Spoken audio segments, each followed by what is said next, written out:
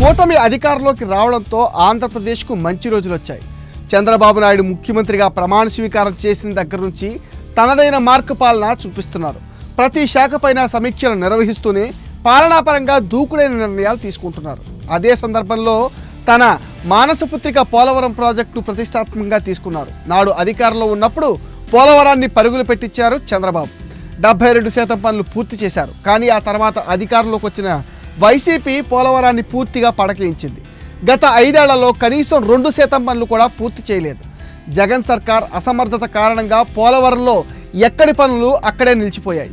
సీఎంగా బాధ్యతలు చేపట్టిన అనంతరం చంద్రబాబు తొలిసారి పోలవరం ప్రాజెక్టు సందర్శించారు. ఈ సందర్భంగా అక్కడ పరిస్థితులను చూసి చెలించిపోయారు.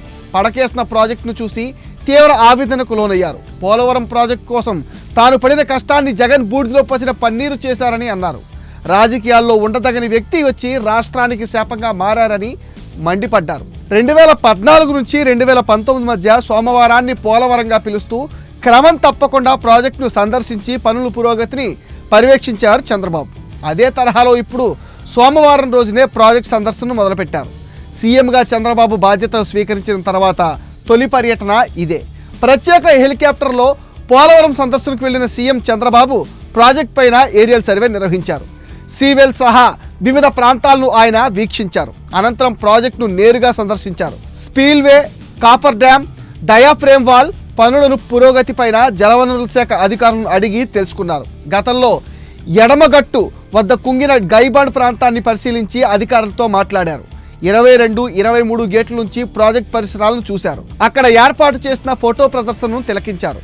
ఈ సందర్భంగా మీడియాతో మాట్లాడుతూ ఆంధ్ర రాష్ట్రానికి ఎంతో కీలకమైన పోలవరం ప్రాజెక్ట్ అనేక సంక్షోభాలను ఎదుర్కొందని ముఖ్యమంత్రి అన్నారు. పోలవరంలో జగన్ క్షమించరాని తప్పులు చేశారని సీఎం చంద్రబాబు ఆగ్రహం వ్యక్తం చేశారు.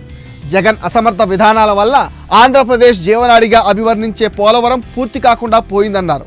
ఏజెన్సీతో పాటు సిబ్బందిని మార్చారని, డయాఫ్రామ్ వాల్ను గత ప్రభుత్వం కాపాడుకోలేకపోయిందన్నారు. 446 కోట్లతో మరామతులు చేసినా బాగోతుందనే పరిస్థితి లేదని, సమాంతరంగా డయాఫ్రేమ్ వాల్ కడితే 990 కోట్లు ఖర్చు అవుతుందని పేర్కొన్నారు.